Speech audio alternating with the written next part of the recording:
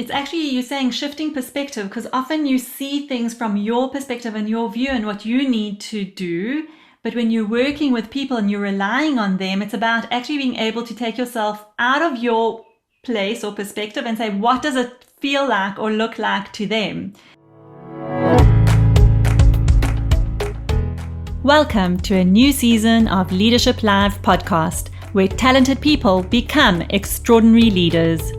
I'm Daphne Horowitz, and I'm here to help you cut through the noise and talk about real leadership issues. Down to earth, solid, caring and confident leadership.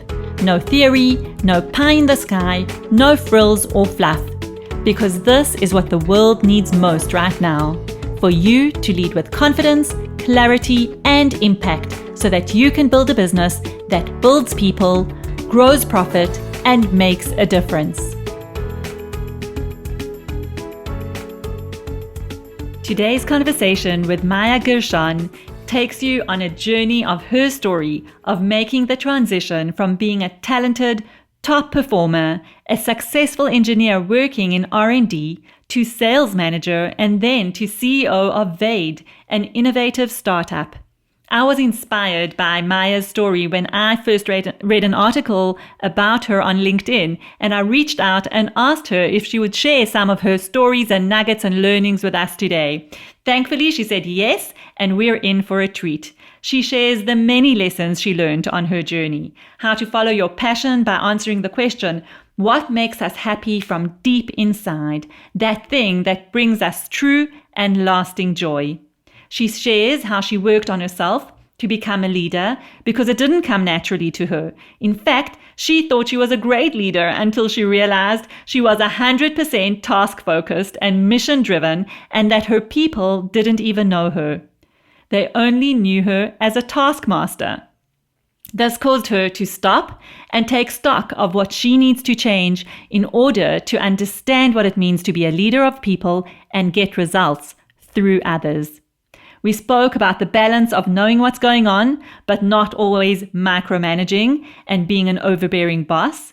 We spoke about building relationships of trust, delegation, knowing when to get into the details and when to let go. This episode is full of tips on how to develop yourself from a results-driven manager to include being a people leader. Maya's key piece of advice is always think outside the box. Take time to stop and plan and think. Do more and think bigger. Enjoy. And as always, head on down to daphnehorovitz.com to check out our leadership resources and an exciting new program we recently launched for recently promoted CEOs who would like to become world-class leaders with a thriving team behind them. So today we have a very exciting guest with us, Maya. I'm so happy to have you on my podcast today, and I'm looking forward to hearing some of your stories and experiences. Welcome. Thank you. I'm also very excited to be here. Thank you for having me. Wonderful. So just a little bit of an introduction before we get into our actual conversation. We have with us today Maya Gershon. She is the CRO at Vade, where she's taking the lead in efforts to grow the company's footprint in the US, UK, and Japan. I understand that Vade is a French company, startup, and you're based in Israel, so that's really exciting. And before that, you've got 25 years in the technology sector, including time in the Unit 8200, where that's part of the Israeli Defense Force, which is also really amazing to hear about. So all of your experiences come together. Also, background as a computer science and electrical engineer. So all of that experience comes together with the enormous success story that you've really achieved in your life. I know that I was inspired reading an interview that you shared not so long ago on LinkedIn. And I just loved how you bring together your amazing success in the business world together with a personal experience of what it's really like to go through life as we're trying to do the best in our business and career and family and all of that coming together. I know you've got a good story about how you make that transition from being really good at what you do to moving into the leadership space and really having to be a leader in that space, working through other people and getting results through other people. So I'd love to hear that story. So it's actually an interesting story because, people are born with some qualities and some non-qualities. So I was born as a salesperson. I was always good in front of customers and I always loved it. I nailed it from day one. I knew what I'm doing. I knew where I'm going to. And I was very successful in terms of sales as a sales manager myself. I love that. However, I just want to pause there for a moment because I think this is an area that a lot of people really struggle with. So sales is not an easy place to be. And how did you know you say you knew from a very young age you were a sales woman. So how did you know? So, I was actually originally in R&D for a few years. And I was feeling like I'm not being me. I'm doing a great job in R&D, but I was like a bit turned off. And then I decided that maybe I'm more suitable to be customer facing. And actually for my first job, it was I would say plain chance, but it's not plain chance because basically I actually made my own fate to get to that role. I kind of sent my CV by, I think it was a fax back then, to somebody who actually interviewed me, and we kind of had a good chemistry, but I went out of there, and then he said to me, I said to my husband, oh my God, this is my job. I love this place. I think it's my job. This is meant to be. And I didn't finish the sentence. And then this guy is calling me and saying to me, Maya, I'm really sorry. You look great, but you don't have the experience in sales, and you don't we can take somebody else with experience. So my boss told me that unfortunately it's not gonna happen. And I shut the phone and I say to my husband, that's not happening to me. That's my job. And he said to me, Maya, that job had my name on it, right? Exactly. And then he said to me, Maya, there are other jobs, let it go. So I said, no, I'm not letting it go. That's my job. And then I called that guy again and I said to him, you're going to make the worst mistake ever because I'm going to be the best salesperson you have ever met. I'm going to show it to you in 3 months. And if in 3 months you don't think so, then you can fire me and you're back to square one to where you are right now. So it only cost you 3 months. Give me a chance. I promise you I will be the best. Now, I didn't have any sales experience before, right? So that guy hangs up the phone, says to his boss, you see, that's the kind of people we need that know it's just the beginning for them. So that's how I knew. And I started in that job. I was the best after 3 months, by far the best. And I felt like I'm doing it well. I knew what I'm doing. I knew how to do it. I'm good in sales. So I just want to pause there for a moment because that's such a good story, and there's so many elements in that story and stuff that I can relate to as well. So first of all, you were in R&D and you knew it just was not a fit for you. And I so relate to that because I came from being an actuary, and while I was good at it, I really was good at it, there was something missing for me. There was something missing, and I knew that it just was not a good fit, and I really wanted to find that thing that would be better for me. So totally relate. And I'm sure that you listening out there, you might be feeling, is this job a fit for me or isn't it? And then even your story of deciding, well, I want to be more customer facing and I want to try something different, and keep on being shoved into that box of R&D. You don't have the experience, so you can't. I had the same thing when I realized I wanted to be more working with people and developing people and looking at leadership and those topics. Every time I tried to explore a different way or a different career, I would be offered the next actuarial job. It can't be an actuary here, it can't be an actuary there. And I was like, no, I'm looking for something different. And then the fact that through your interaction with this person, you actually proved your sales capacity. So it's not always about what you learned or what you know or what you have experience in, it's how you show up. And you showed up fully with confidence and belief in what you wanted and your vision for the future, and that you can do this thing, just give me a chance. And you were given the chance and you went for it full steam ahead. And, this kind of set you on the path that you're on today. So I love that story. It's just So I awesome. would just add that the decision wasn't always easy in the beginning, Of because course. imagine that I did 4 years of computer and electrical engineering. I was like in the best place of engineering. I was a hardware engineer back then. So I was in like really in a good spot. And then I went to my father and I said to him, you know, maybe I don't want to work as an engineer. And he said, okay. And I was sure that he's going to say to me, no, Maya, you studied all that. You need to stick to what you're doing and so on and so forth. And I said to him, what do you think? You think I can leave all of that? And then he said to me, well, do whatever makes you happy. Yeah. And I said to him, but like, being in R&D has this halo, and it's like really, really good, very, very smart people, and leaving all of that. And he said, Maya, that's a fame that you don't want. You want a fame that would make you happy. And Wow. it's so true. So whoever is thinking of like they're in a conception of I'm here and it looks prestigious and it looks good, just do whatever makes you happy and you will be much better Yeah. at it.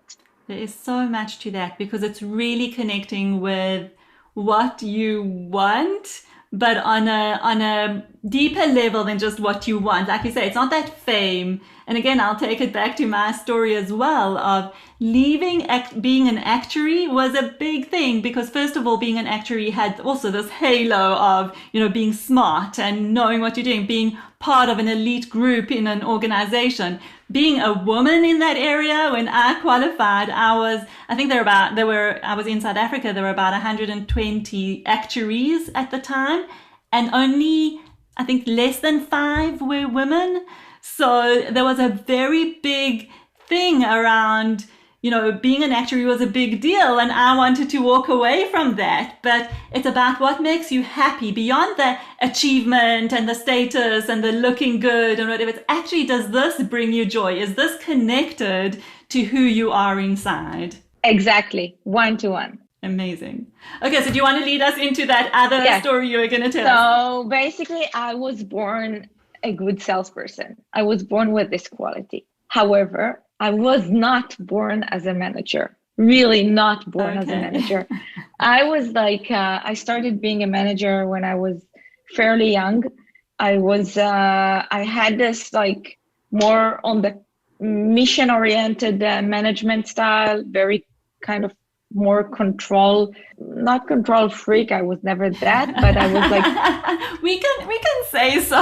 We can no, admit. I was really like very, very mission oriented. And Okay. I Goal took like, focused, goal focused and driven to achieve results and let's get these yes, results out. Okay. We know yes. we know And that I, what that looks like. and I remember when I was like first doing a managerial course for young managers in the company I was working for.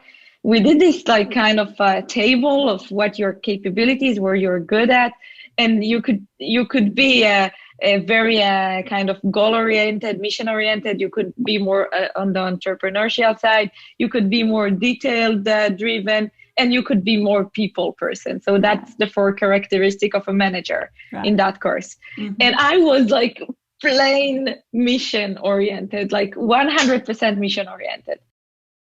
So I have to say that being such a manager in the early stages of my career got me to get some Good tough times. results. Like Oh, it, okay.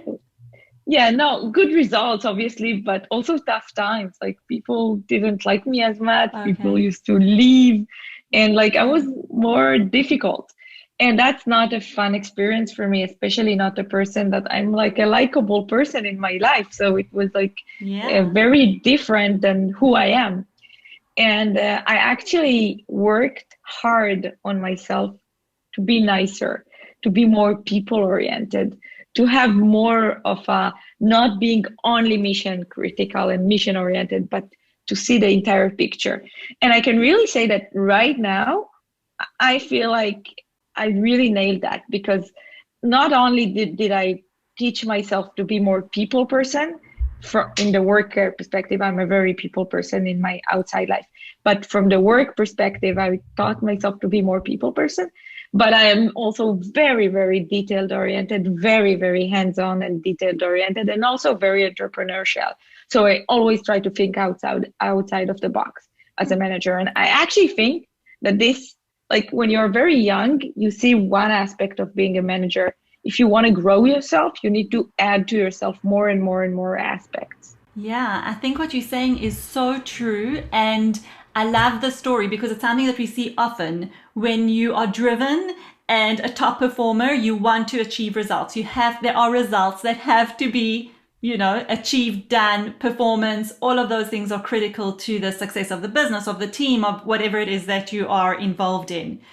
And yet, as you get promoted in the different layers of leadership, you know that to get those results, you need to work through people. So you now have to lead people in a way that is going to help you achieve results on a scale that you can't achieve on your own.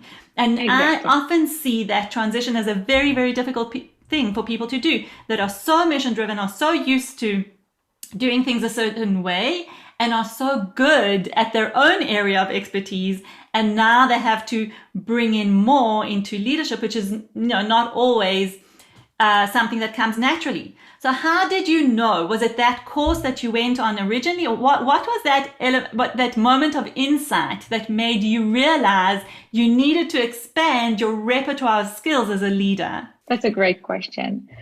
No, in fact, in that course, I saw myself as the best manager. What else does a manager need It's results. like in addition to get done. results? Yeah, I can get things done. So I have it. Great.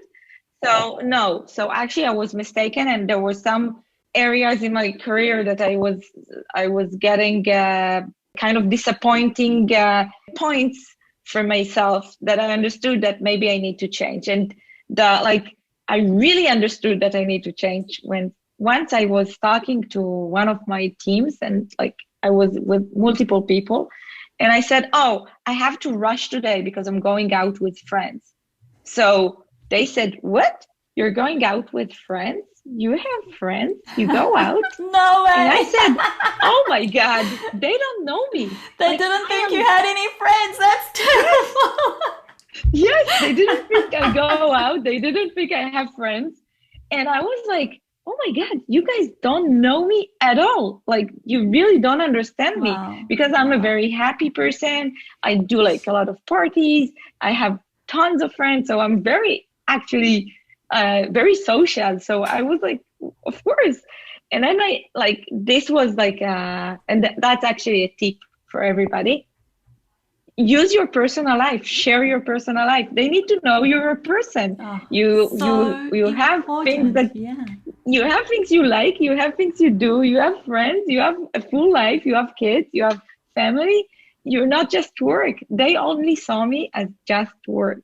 And I'm so much more than that. And once I kind of opened up to them and share a little bit more about who I am, emotions, what I like to do, I have a life, I do things. So once I started to show that, I became more human to them. And they liked me on the human side, and actually I liked them on the human side. And ever since I really invest on the human side, and my teams, I love them, they love me, and I think that they will probably follow me anywhere.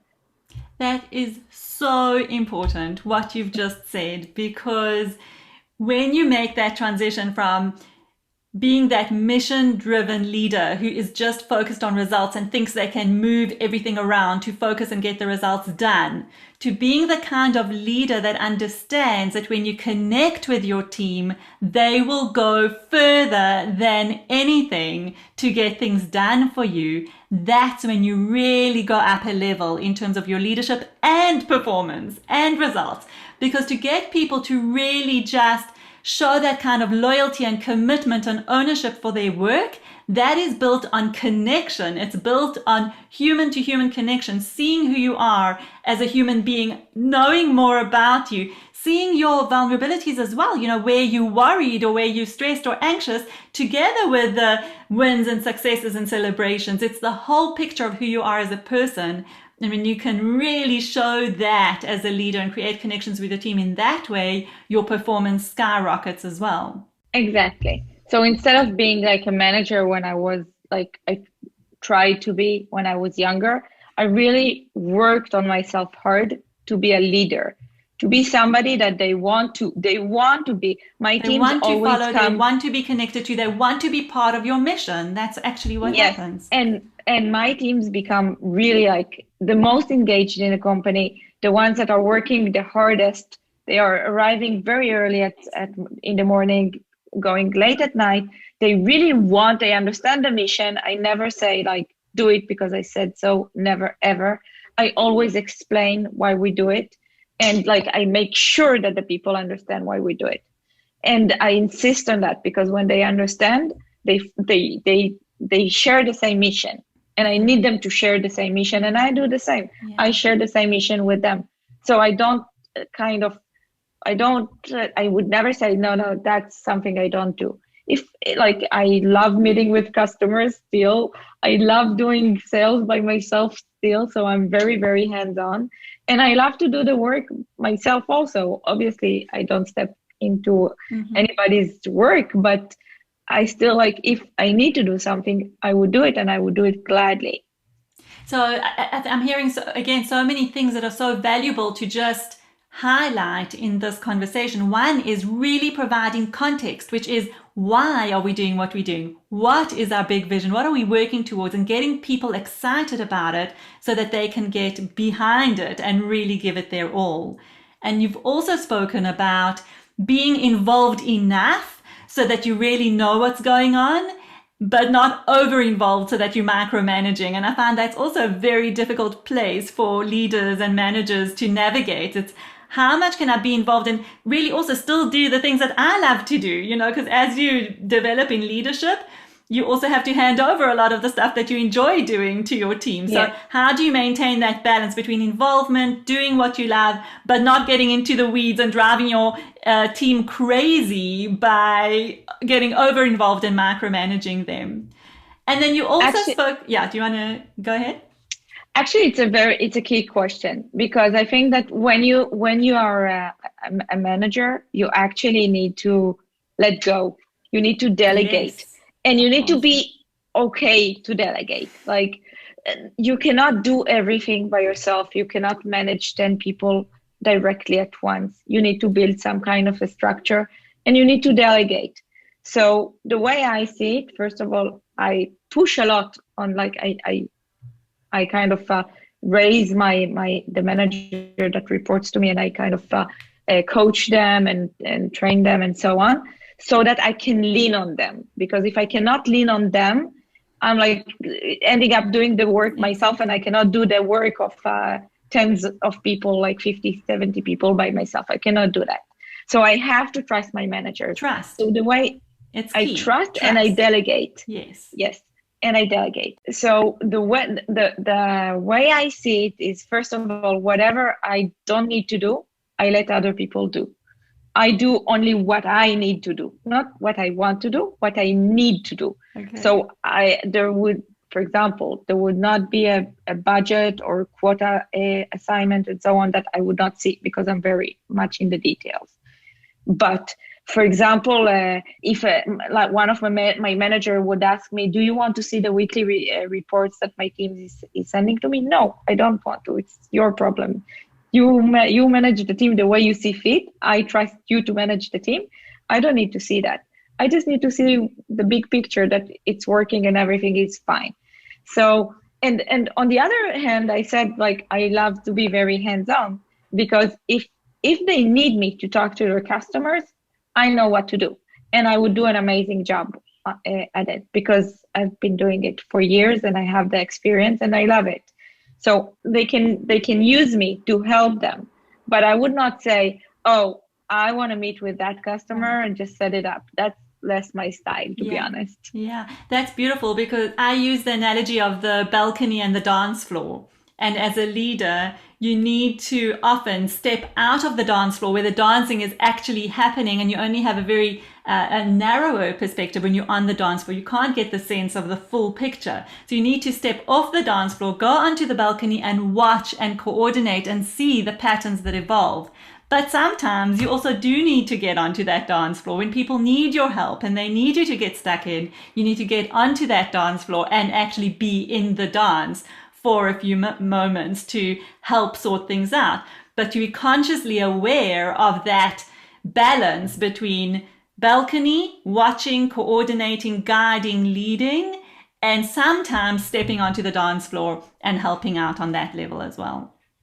And I think it also comes down to the level of professionalism that you have. For example, I want to build a relationship with the managers I manage that they will also trust me. They will come to me for advice because they know that I am professionally, I can help them. And it takes time. So it's not in one day. And in the beginning, you don't know, like when you just start off in a new company, you don't know everything and you have some ideas. They may be very good if you're good, but you don't know everything. So it takes some time to build this relationship of trust. Yeah. But this is what I'm working hard on doing immediately, actually. It takes time anyway, because I also need to learn the company and the business and the industry, etc. But I think it's a very, very good approach. Yeah. And also, I want to add that to being a good manager, again, you need to kind of lead. You need to know the details. So I want to say one more thing about this, about the details.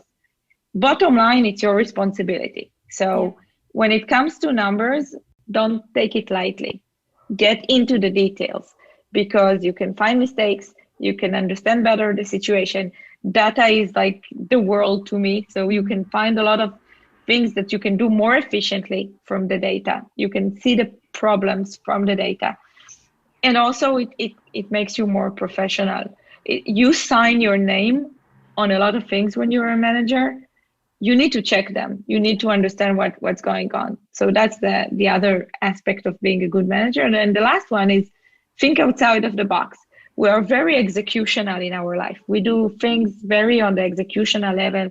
Again, when I say like check the Excels and so on, this is very, very drilled down to the execution. Sometimes we need to kind of step up, stop this execution for a second, plan, think. I take a lot of time. I use the example of the pack of cards. I say to the managers, think of it as a pack of cards. You take the pack of cards and you just throw it in the air. And then now you need to reorganize it. So you basically need to reorganize, for example, your team or your missions. So don't be stuck in your head that you need to do it the exact same way you organized it before. Throw it all away and reorganize it. And actually, I think in this world, we are so, we've become so familiar with this, almost like exactly as you say, this pack of cards that gets thrown up in the air and it lands somehow, and you've got to start sorting it out or organizing it or thinking about it differently. And I think in this time that we're living in right now with this global pandemic and all of that, our lives have literally been a pack of cards that have been thrown up in the air and landed in somewhere, and we've become quite agile and adaptable around how do you manage, because from day to day there's new data, new information, new ways of working, new ways of leading, and how do we integrate this all to make sense and get the best out of the situation and the moment and our team and all of that. So I actually think it's a huge opportunity, the situation right now, especially for startups. Why? Because right now basically nothing is kind of the only constant thing is the change. Everything is changing all the time. Nothing is certain. And I think that in the past year, we all kind of mastered changes. And I think that gives us a lot of abilities for the future, because in a startup environment, it's very volatile and very there's a lot of changes all the time. And you need to basically be very fast to adapt. And if you are a good executioner in terms of execution of the missions, you can do it fast and efficiently. And I think that this year taught everybody in the entire world how to do it fast and efficiently, because we didn't have a lot of choice. Very true. Spot on. So Maya, I actually want to ask you one more thing around what you said earlier, which is that you had to work really hard on yourself to develop that ability to be a manager who trusts her people and really has a people focus in terms of developing that human connection and building your team so that you can achieve even better results. Can you give us an idea of what did you do to work on yourself in that way? First of all, it's always, when you have something that you're less good at, it's always work in progress. So I have to say it's still work in progress. What I try to do is to put myself in their shoes. It sounds like the obvious thing to do, but it's still not obvious to me. Sometimes I say things or I do things and I don't put necessarily the other side myself in the other side's shoes. So I try to do that. I try to be much more sensitive. Yeah. And it takes me also some time because I don't know all of my teams. I don't know who they are. And so I try to better understand them, to better know them, to understand what makes them and it takes some time. I can give you an example. Yes, a manager that I really love and I love working with her. By the way, I try to get more and more women managers. For example, we are Israelis. We work around the clock, and it's for me very obvious. But she's French, and they don't work around the clock, not necessarily. Let's put it this way: the weekends are weekends, and after hours are after hours, like it should be. But I wasn't realizing it, and I was kind of sending her emails and texts and so on, and I didn't realize it. And actually, she didn't say anything to me. But then I had a conversation with another person. And they explained that to me, not regarding to her, but I understood later on, I understood that. So I understood that basically we were working well together until I was emailing her on the weekend. Yeah. And, it's a small thing to do, just being more sensitive to the other side. So I stopped doing that. So I don't. And then we had a discussion about it. And I said, I can not do that. I didn't know it could bother you. And she said, no, it's fine. So she also did a step toward me. And I know that she did that because I know it bothered her. And now so it's just being more sensitive to the other side and their needs. It's actually, you're saying shifting perspective, because often you see things from your perspective and your view and what you need to do. But when you're working with people and you're relying on them, it's about actually being able to take yourself out of your place or perspective and say, what does it feel like or look like to them? And it actually reminds me of a story that I really just want to bring up here because it's such a good one. I worked with a manager who thought she was the best manager ever. She thought she was amazing and that her people absolutely loved her. And I was brought in because the reality wasn't like that. There was a lot of feedback coming about how tough she is and how people can't get on with her and how difficult she is to work with. So I was brought in to help her, fine tune that and see what her blind spots are in terms of such a different perspective. And one of the stories came out is that she said she knows her team works hard. She drives them very, very hard to get results. So she decided to reward them by taking them all on a spa day, to a spa with massages and all of that. So she, as a gift from the company, she was taking her team. So I think her team were about 6-7 people. And she said, I've booked you all to go on the spa day. And it was on a Saturday. And they all had to arrive on the Saturday for the spa day. And she thought, I'm so amazing. I'm giving them this amazing gift, just a day to themselves to have fun.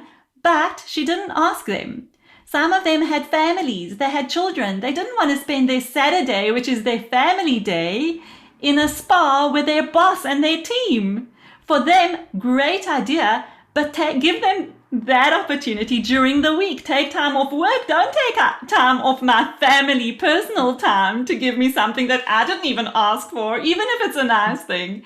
And for me, that story was such a big aha moment about how you can lose perspective sometimes as a leader. You think you're doing something nice, but you didn't ask anyone. You didn't put yourself in their shoes. You didn't try to see it from their perspective. So really what you're saying in terms of putting yourself in other people's shoes, seeing how they would do it, or asking them, having that conversation is actually critical to the whole leadership and management story as well. And I have to say another thing. As I said, everybody has their qualities and their kind of disqualities. And I am an engineer in my background. I wasn't ever working in HR. So I actually really welcome HR to help leaders. That's part of their job.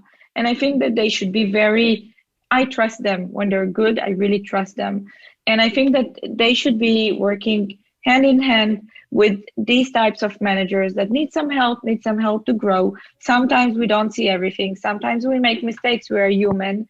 And like, I really want and I encourage every HR that is working with me to tell me that, to say to me, Maya, be careful. This maybe not look so good. Yeah. Or let's do this. Feedback. It's feedback. Things that you can't see. You only know if people tell you. Yeah. So Maya, I'm also all about leadership habits and making it simple and easy. So I'd love to ask you, and this is a question I ask, everyone that I interview. What is your best and worst leadership habit? So if you had to say, this is my worst leadership habit, I'm working on it, whatever, and this is my best one that I would really, suggest for people to take on and try it for themselves, what would those be for you? My worst is that I'm too sensitive. Okay. So being sensitive is a very good thing when you're a salesperson, because you know exactly where you are in terms of where the sales is, etc. But it's when you're a leader, a manager, being sensitive is actually and us as women, it's kind of like we're sometimes too sensitive. Yeah. And so that's also definitely, because you can't please everyone and you can't be liked by everyone. Sometimes you have to take those tough decisions, and it's not going to make you popular, and it is a hard thing to carry. It's a hard thing to carry, and I think and in general I think that we should put the emotions aside when we look at business and business goals and so on, or like most of them. We should make really sane decisions, and sometimes we all get emotional, and for leaders we should get less emotional. Let's put it this way. What I do really good, I think that what I do really good is again, the results are good because my team normally really loves me and really respects me, and so the end result is good. But if I want to narrow it to one thing, I think it's basically I think all the time. I just think all the time. So I don't get anything for granted. Whenever somebody is giving me something as a fact, I want to see the data behind it, because I want to really understand. And I think all the time. And I think all the time, how can we do things better? How can is the organization right? Are we here built for scale? Is the execution right? When I feel like some kind of stagnation, it drives me nuts. So I feel like I'm not doing my job. So I kind of push things to go forward, but not going forward just to going forward. So I'm not just running and not just executing. I'm thinking all the time. So that's, I think, what I do well. I love that. And I think it speaks to what you were talking about earlier as well, about taking a step back and taking time to think about the organization and think about where you're going and think about how things are going along, and really giving yourself the time to do that. That's part of your role and your job as a leader, is to take that time to really think about things and not just constantly be in the execution of the business and the implementation and driving forward. And I think it's kind of a tango, because, for example, I give you an example. When I just arrived to my current company, Vade, I had this idea of what we're going to do for sales and marketing, like a lead generation machine. It's an amazing idea with a lot of SaaS tools connected to themselves and so on. So it's really, really innovative and great way to work. And that's the idea. So that's the high level. Now let's do it from the executional point of view. And that's like way, way, way more difficult, because then I give it to my teams, and then like I need to see the progress. So track progress is also, so it's kind of, you have this great idea, but it's very, very easy to say, okay, great idea, let's do it. And then nothing happens for a month and month. Yeah. So you also need to It's the really balance. track It's the always about the execution. balance, being on both sides of that, the execution and the planning, the being involved but not overly involved. It's all of that. Knowing what's going on but trusting your team to execute. So all of those balances that are constantly in place, I think, in the life of a leader. Maya, thanks so much. I've enjoyed this conversation so much. What do you want to leave our listeners with? What is something that, if you haven't covered yet in this conversation, that you'd like to bring in? I think just like always aim higher. Always aim higher. Like do more. Try to do more. Wake up in the morning and think, how can I do more? What can I do more? Even if it's not necessarily one-to-one part of my job, just do more. So that's what I would just leave the audience with. I love that. And I think there's something there about linking to the bigger picture, right? It's not just about, okay, let me just get on with my day, get up, do what I do, and, wait for the weekend. It's actually, how do I think bigger? How do I do more? Even if it's connected to yourself, coming back to the original stories that we shared in terms of, is this what I really want? Does this allow me to express fully who I am in the world through my work or through what I'm doing? It's thinking bigger and how you can step into that bigger potential. Exactly. Awesome. Thanks so much for joining us today. Thank you for inviting me. That was great. Great experience. Thank you. And we'll put your contact details in the show notes. So if anybody wants to contact you, make a connection and ask you anything or continue the conversation, your details will be in the show notes. Thank you. I would love that. Okay, good. This wraps up another episode of Leadership Live. Thank you for joining us today.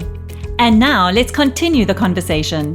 Do you have any questions, comments, or suggestions? Connect with me on LinkedIn or head on to my website at daphnahorovitz.com, where you can download a free sample of my new book, Weekly Habits for Extraordinary Leaders. If you enjoyed this episode, be sure to share it with a friend so that I can continue to reach and support leaders just like you. So tune in next week to Leadership Live, where talented people become extraordinary leaders.